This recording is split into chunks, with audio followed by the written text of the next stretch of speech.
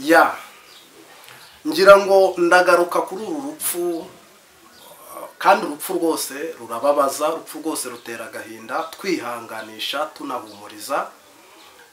Ngira ngo inshuti n'abavandimwe bakundaga cyangwa se bakunda umuntu witwa Kavuzanduru. Umwanya nk'uyu n'akanya nk'aka rero ngira ngo ni inkuru tudakwiye kuvuga ngo ripi cyangwa se dukwiye no kuvuga, ariko ni inkuru ibabaje kuko urupfu rwose rurababaza. Ngira ngo witwa Kavuzanduru ni umuturage wo mu ntara y'Uburengerazuba ariko uzwi cyane nk'umuntu wagaragaye ku mbuga nkoranyambaga cyane, urubuga rwa YouTube. Yagaragaraga rero nk'umuhanuzi kandi uhanura ibintu bimeze nk'ibyo Yeremiya yajyaga ahanura, ariko cyane ubutumwa bwe bwagarukaga kuba ari umuntu udahuza, udapfa kumvikana n'umuntu uwo ari we wese. Sasa rero ngira ngo ikiganiro cye cya nyuma cyaba kimaze indwi zibiri. Ikiganiro cye cya nyuma niba ntibeshye, cyakora nanone ari igihe umuntu akora video akaba yatinda kuyishyira kuri channel, ariko naho hantu witwa Kavuzanduru agaragara. Hari igihe kimwe ngira ngo nanone hagaragaye inkuru ivugwa ngo abantu bafashwe bari gusengera mu rugo rw'umuntu mu buryo butemewe, havamo abiruka ndetse n'abagerageje kurwanya inzego z'umutekano, havugwamwo n'abarashwe. Bamwe rero bakavuga ngo yaba ariho yaguye. Ndagaruka nanone ku yindi nkuru yuko abantu bamwe bari kuvuga ngo itorero rya ADEPR abarizwamo cyangwa se ADEPR, Eglise ADEPR of Rwanda, Pentecote of Rwanda, iri torero abarizwamo ngo akagambane kakaba ari iri torero, bakavuga ngo haba harimo bamwe mu bapasiteri atahuzaga nabo bamugambaniye. Ariko nanagarutse nanone ubundi urupfu rw'umuhanuzi, nta muhanuzi upfa atabizi, nta n'umuhanuzi uhura n'ikintu icyo ari cyo cyose atakimenye, kuko Bibiliya ivuga ngo nta kizaba ntabibiye akabanga. Niba rero hari ubutumwa uwitwa Kavuzanduru yasize bwa nyuma, ni ubuhe? Ese wowe uzahari? Ese wowe hari amakuru ufite? Ese wowe wabasha kumenya irengero rye? Ese nawe uribaza ngo wasanga afunze? Ese uribaza ngo wasanga yarapfuye? Ese uribaza ngo wasanga yaba potereye ahandi hantu tutazi? Wasanga yaragiye hanze y'igihugu? Kavuzanduru ni umuntu ugaragara nk'udafite amafaranga. Ngira ngo ababonye ibiganiro bye agaragara nk'udafite amafaranga mu ivugabutumwa rye. Kavuzanduru ni umuntu ugaragara nk'udafite abaterankunga bandi, ni ibijumba n'umuceri uko mubona. Kavuzanduru ni umuntu ugaragara nk'umuntu udafite amashuri menshi cyangwa menshi, ni rwose yaba ari make kandi aho ndiseguye cyane.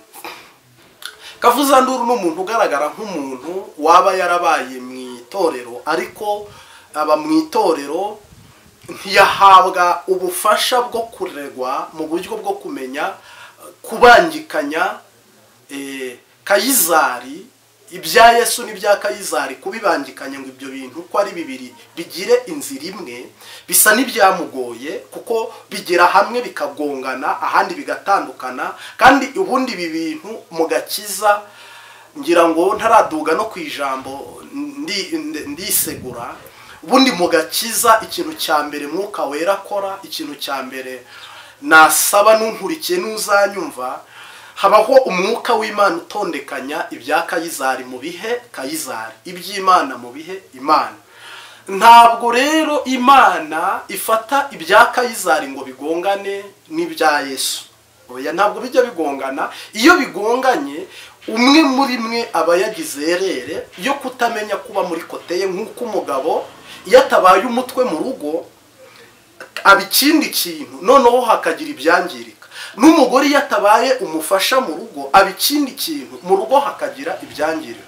Umuntu w'Imana rero witwa Kavuzanduru nawe bisa naho byamugoye kubangikanya no gutwara ibi bintu ko ari bibiri, ngo amenye kubiyobora mu mutima we no mu mubiri we, amenye uko bikorana. Kandi Kavuzanduru asa n'umuntu wahanganye cyane, ashwana n'abapasiteri bakorera mu mubiri, reka mbyituko, cyangwa se bataba mu mwuka nkawe, reka mbyituko. Sasa rero byatugizeho ingaruka igihe kitari gito, ariko nanone ndagaruka ku bapasiteri bafite inshingano zo kubyara mu mwuka no kurera mu mwuka, kuko bireba ngo mwigishe imitima nk'abazayishyikiriza Imana, kandi muganiriza abantu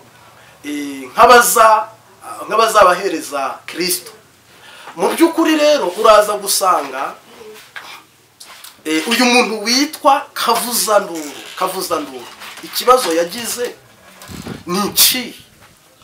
Hari kubaho abapasitoro bamuganiriza bakamurera kibyeyi, nawe akarerwa mu bwana, akaba umukristo wumva kandi yumvira, kandi akaba umukristo mwiza ku rwego rw'uko ashobora kuba nawe ahubwo izi mbaraga zose n'uyu mwanya wose afata, ibingibi byari kubyazwa umusaruro, kuko iyo ufite ishyaka nka ririya n'umuhate nk'uyu, byagahinduye abakristo benshi, byagafashije abakristo benshi kugira ngo umuntu wese abashe kuronka uyu musaruro. Ariko niba afashe igihe cyo guhangana n'abapasiteri, kuko Yesu yaravuze ngo urukungu rukurane n'amasaka, na leta igira ibigande, kuko ibigande bidahari gereza ntizabaho, na Yesu agira ibigande.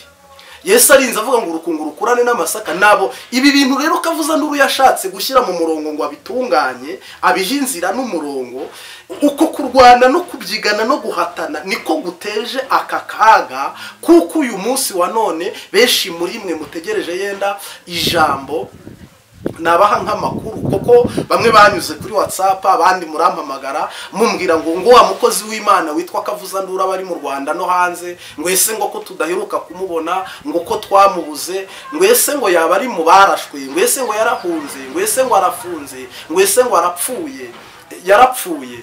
Kama ngira ngo nyine natwe duteguye ikiganiro ku bibazo mwe mwibaza, kugira ngo tubahe igisubizo n'inyishyu nziza, ariko nanone tuboneraho kugira inama abantu bakoresha imbuga nkoranyambaga. Ntabwo imbuga nkoranyambaga, kandi ntabwo niba hari umuntu mudahuza, ntabwo abantu bose washyira mu gatebo kamwe ngo abapasiteri bose ni babi.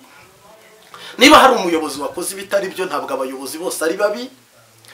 Niba muri polisi cyangwa no mu gisirikare cyangwa n'ahandi hantu, ndetse no mu buzima busanzwe, ngo abumwe agatukisha bose, ariko si bose. Uwo ni umugani w'ikinyarwanda.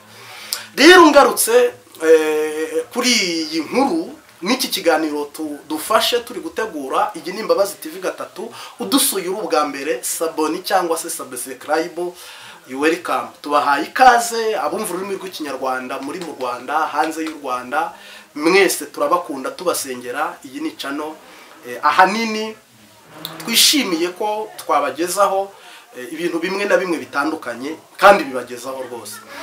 Mu by'ukuri rero twikomereza. Uyu muntu witwa Kavuzanduru yari umugabo afite umugore n'abana, abamo n'abantu buriya badatinya. Ufite umugore, ufite abana, ufite umuryango, uri mu gihugu cy'amahoro, uri mu gihugu cyiza, uri mu buzima bwiza, ugiye kurwana intambara Yesu yarwanya akanayirangiza. Hari abavuga butumwa barwana intambara Yesu yarwanya. Kavuzanduru ntazigera aba minisita, ntazigera aba gavani. Yesu niba guhaye message ngo yitambutse point enter fini, wabirangije, ibisigaye tegereza, nyirayazayumva natayumva, nge sindi Yesu wo kukwemeza, sindi Yesu wo guhangana nawe, sindi Yesu wo kugira ngo nze tsindagira. Oya, sema ibindi ntibikureba. Asa n'umuntu uravuze ubutumwa, asa n'umuntu wahanuye, ariko asa n'umuntu bitsindagira cyane kugeza ubwo utamenya nyirizina urupfu apfuye. Ntiwamenya niba ari akagambane, ntiwamenya niba azize ibyaha, ntiwamenya niba aboneyemo ubugingo, ntiwamenya niba afunze, ntiwamenya niba yarahunze, ntiwamenya niba ari mu gihugu. Ariko kandi se niki kimubujije amahoro? Niki ubundi kimuteye intambara? Niki se ubundi gitumye twicara aha tuvuga? Nuko ibintu byose iyo bitari muri opposition bihinduka ikibazo. buri ikintu cyose kigira espace yacyo cyangwa se ikibanza kigomba kuba kirimo. Niba ugutwi ugukuye hano ukagushyira hano, ubwo birahita biba ikibazo. Niba iri jisho urikuye aha ukarishyira hano ku rutugu, ubwo byahita biba ikibazo. Niba rero no mwivuga butumwa iyo utambikiriye ukaba uri oppositif mu kintu cyangwa ukopoza ikintu ariko ukacyopoza icyo kintu kitari muri domaine yawe, kamemu uko byagenda kose kireta gihinduka ikibazo. Ngira ngo rero harimo abantu bamwe babikunda, harimo n'abandi bantu bamwe babyemera kandi batari bake benshi baba bavuga bati uyu muntu avuga ukuri. Nibyo koko avuga ukuri, ariko se ukuri ni ukuba kuvuga ukuri ni Bibiliya igufite, soma ijambo ry'Imana kuko nta kitanditse. Byaba ari bike ibitanditse ni iby'abantu bita ngo nifasha nyigisho, ariko byose biranditse, byose byaravuzwe. Ubundi se hari ibishyashya hanuye? Ariko rero reka tunagaruke tuvuge ngo ntabwo ngewe 100% nemeza ngo Kavuza Nduru yarapfuye. Oya, ariko sahizi Kavuza Nduru ashaka kuba yaranapfuye. Nta nubwo nemeza ngo Kavuza Nduru arafunze. Icyakora nakemeza cyangwa se icyo nakemera, hagati mu minsi mike cyangwa ariko mu minsi mike cyane, aya makuru mu kiganiro dutanze, ndazi neza hari abantu dufite mu ntara y'Uburengerazuba b'inshuti zacu Rusizi na Nyamasheke, turabahiye Riki n'abasenganaga nawe no kuri paruwasi hateranira, by'umwihariko tureba bamwegereye babaze umuryango we. Noneho mu kiganiro kizakurikira iki tuzabaha ukuri kwabyo, ariko namwe mutuye Nyamasheke Rusizi ndazi ko mukurikirana Imbabazi TV 3, uze kuduha amakuru yizewe, utadushuka natwe tugashuka abandi, ibimenyetso bifatika. Kandi abaye ariho ni umugisha, ariko abaye atanariho haba harimo bya bindi shitani igukurura cyane. Mu Kinyarwanda bango Nyabarongo yicuye yizaniye, yaba azize iki buriya indwara iyigaragaye sogisiyo usigarana niyo kwivuza indwara, nta kindi, indwara yagaragaye. Ariko nanone abashumba mufite umurimo munini wagutse, kuko ibi byose ni mwebwe bireba. Kuki mutarera ngo mwigishe muganiriza abantu umurongo bakwiye kunyuramo batari kugongana n'abandi? Si ngombwa ngo tukwemere tubyemere byose, ariko hari uburyo umuntu amenya ko nta n'impamvu yo guhangana, kuko wipfira Yesu yarapfuye, apfira itorero. Nawe ugiye gupfira itorero nanone. Yesu yarapfuye apfira abantu, nawe ugiye gupfira abantu. Yesu yapfira u Rwanda, apfira n'abanyarwanda. Nawe ugiye kurwana intambara ngo umupfire wumvikanishe amahame ye. Oya, Yesu yaravuze ngo abazemera muzaba batize mu izina ryanjye. Mwishaka rero kubwira abantu ngo nutabyemera, nka bamwe bakina komedi, uramubatiza ku ngufu umufatiyeho imbunda cyangwa igipfusi, nka wa mwami w'u Rwanda wanze kubatizwa, hakabwira ati uwo mwami muzanye nzajya senga, nanjye ndi umwami simwemera. Ngira ngo ni Rudahigwa wakubitiye umuzungu rushyi muri hoteli Foko i Huye mu majyepfo y'u Rwanda, kubwo kwanga ibyo bintu. N'uyu munsi wa none rero turacyafite abantu rwose bigisha, akashaka gutsindagira ibintu ngo byumvikane, agashaka kukwemeza ibintu ngo byumvikane. Oya, twarabyumvise, ahubwo ubwira batarabyumva. Kandi nanone mwokabyara mwirega habamo n'abantu Satani nawe atwaza igitugu. Njewe ndakenye, reka nivuge, sifite nayo kwigurira umuceri, agafuka k'umuceri nimero ya mbere, singira n'ipantaro. Ubundi ubwo ndashya naruriki. Yesu wize agaha abantu amashuri, agaha abantu ubuyobozi, agaha abantu amavewiti bagendamo, niba abo bantu jewe atabimpaye ngo mukorera akabiha bariya, ubwo ubundi intambara naba ndi kurwana ni nk'iyi. Rero umuhamagaro mwiza n'agakiza keza nagakiza umutima kagakiza n'umubiri, kandi nimero ya mbere mu gakiza n'ubwenge. Buriya iyo umuntu afite ubwenge n'agakiza biramworohera kugendana nako no kubana nako. Iyo umuntu afite weakness mu bwenge ibintu byiwe byose nta na kimwe kipfa kuzura, nta na kimwe gihagarara, ibintu byose biba mu mwanya utari uwabyo. Ubwo muntu ateza akajagari, ntabwo aba yiyizi. Ariko Yona ngo arimenya, aravuga ngo ninjye wateje akaga, ni mu nterure mu nyanja. Harimo abantu rero baba ba Yona mu murimo w'Imana, ariko ntibimenye ko ari ba Yona.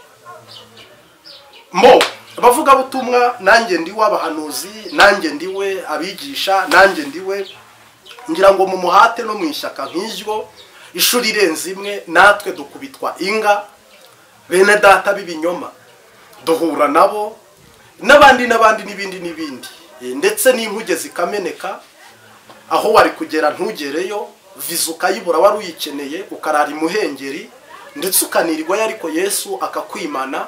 Silivure, mwigengesere, mwihanura ibyo Yesu atahanuye. Abantu bageze ubwo bahanura n'ibyo Yesu atigeze ahanura. Guhanura ikintu ushaka ngo nimuze mu nyice, ngo reka ngihanure muze mu nyice. Ubwo se ubundi ni ishyaka urimo, ni competition urimo, ngo ngiye kubivuga, ngo nimushaka muhite muza mu nyice.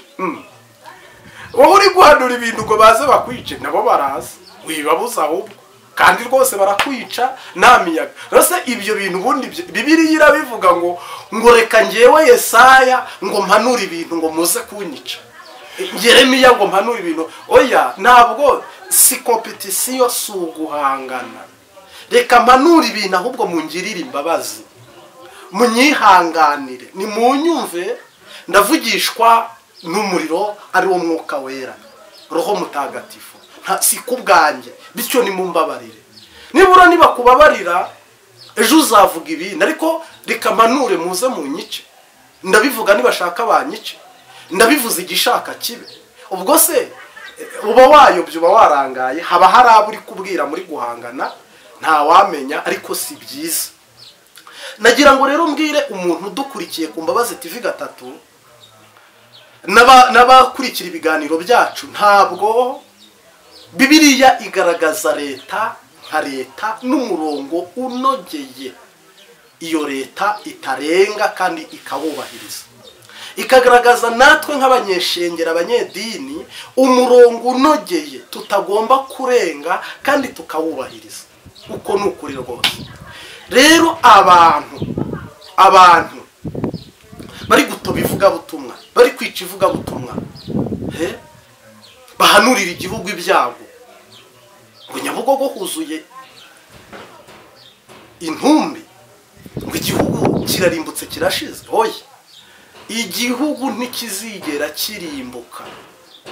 Yesu nubwo igihugu cyahura n'intambara, hapfa bamwe abandi bagasigara.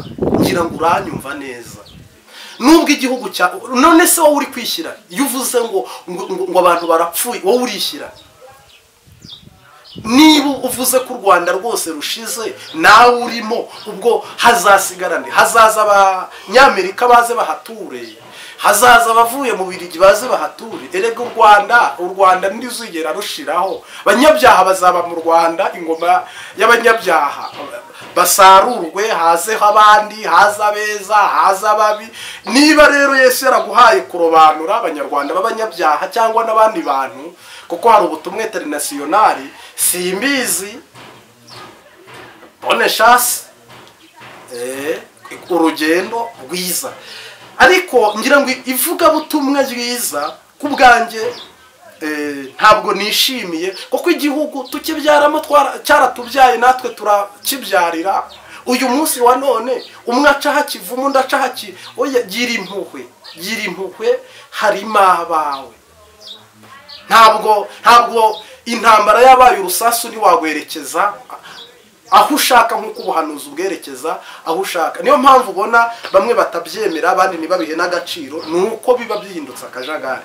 Ukuri rero kuzwi n'Imana. Ngira ngo twari tugarutse ku byo benshi bari kwibaza, abandi bari gushidikanyaho, bya mwene data w'umuvugabutumwa mu ntara y'Uburengerazuba. Ariko ngikosa ndarita ku bashumba bamubyaye bamurera, ku bumenyi bukeya yagira mu myigishirize, mu myifatire, muri character z'umutima n'umubiri. Iyo umuntu akubatije niwe uguha umurongo mwiza wo gutinya, ukagira ibyo utinya, ukagira ibyo wubaha, ukagira ibyo umenya ko ari byiza ukagira n'ibyo umenya ko ari bibi. Noneho rero umwigisha buriya aba banyeshuri biga muri primaire abarimu nibo bafite inshingano zo kubigisha ibyo bagomba kubigisha, banyuranyije rero bakabigisha ibindi, umwimbo nuwo dusarura. Ngira ngo nibi rero bisa nibyo.